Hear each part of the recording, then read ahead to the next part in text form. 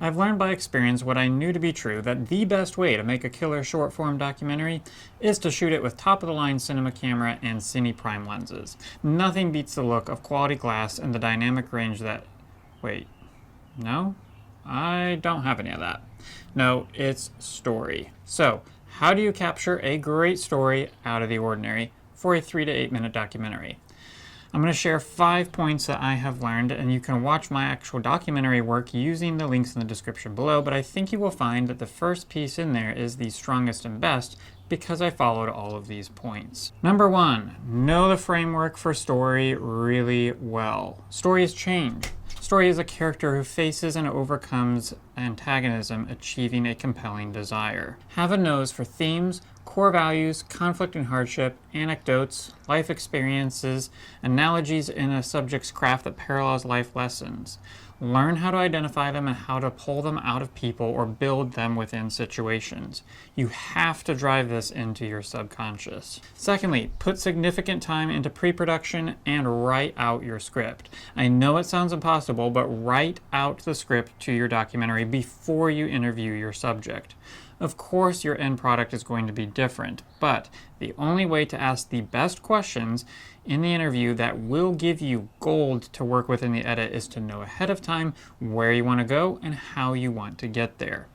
If possible, do as much digging online with your subject and see what they have written, posted, podcasted, or whatever. My first interviewee was an author and had been interviewed on a few podcasts, so that gave me a treasure trove of research.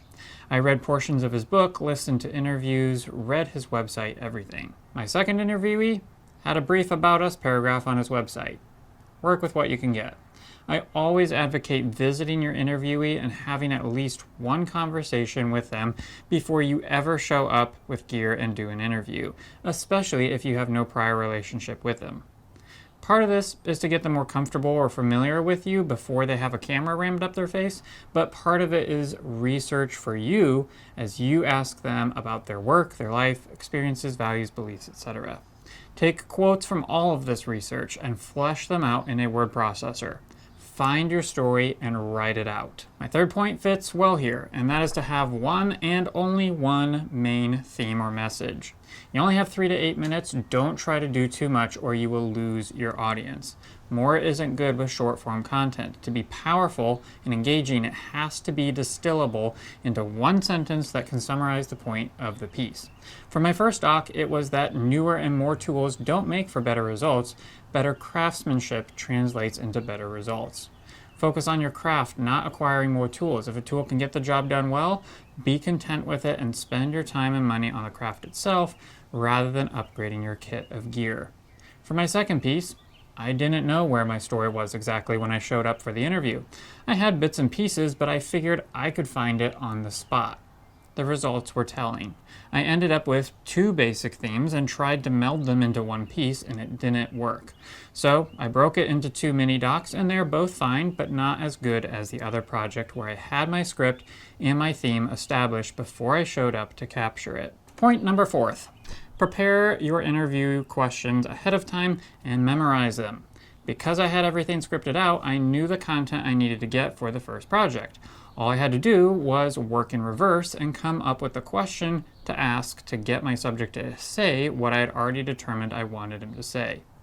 By memorizing the questions, the interview felt more like a natural conversation, and my subject could relax. If I had a clipboard and questions, he would be reminded about the fact that he was being interviewed at every question. Memorizing my questions and knowing the flow of the interview ahead of time allowed me to maintain eye contact and have engaging body language the entire time. One note on pre-written questions. You don't have to ask these in linear order for the edit. That's the beauty of a nonlinear editing software. I arranged my questions in a way that flowed logically, allowing for the interview to feel like a natural conversation, but I also left room for spontaneous questions that could not have been prepared beforehand. Asking a follow-up question that is based off of an answer the subject just gave me communicates the fact that I am truly listening, fully engaged, and taking vested interest. It is yet another way to get the subject to forget the camera and relate with me, which always makes for a better interview. Here's how I arrange my interview. First, a light and easygoing introduction, generally asking for a personal story that sets the stage for the entire piece. Maybe have a couple of anecdotal questions to warm the subject up.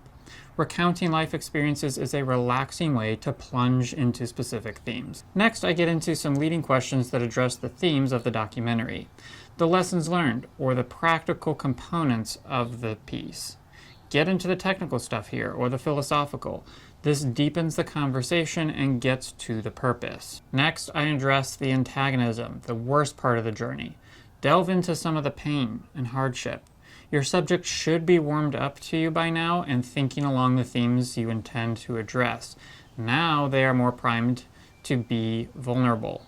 Here is the most important part of your documentary.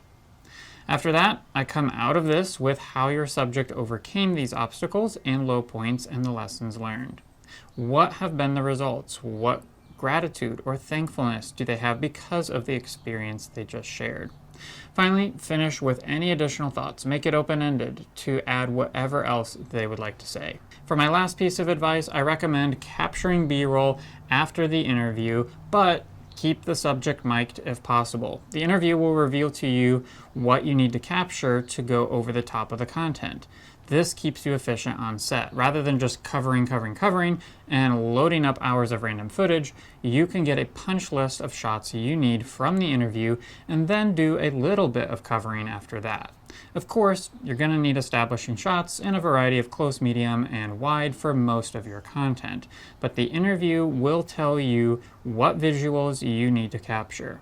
Keep the subject mic'd though while you do this, because you may get some gold nugget sound bites as they show you around or demonstrate or roleplay your B-roll content.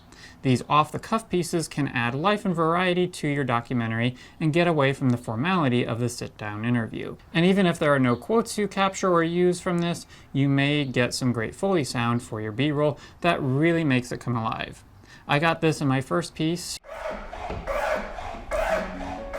I spent years as a woodworker and a writer building up my shop. It kind of dawned on me that the stuff wasn't going to make me a better woodworker. The skill comes from the person and not the objects. And it took it next level. So there you have it. Know the framework of your story really well. Put significant time into pre-production and writing out your script. Have one and only one main theme or message. Prepare your interview questions ahead of time and memorize them. And capture B-roll after the interview, but keep the subject mic'd if possible. These 5 tips will take your story to the next level in your mini-docs. Now go make great art. Well, I hope this video was helpful for you, because though I won't be seeing you in the next one, you're sure to see me rough.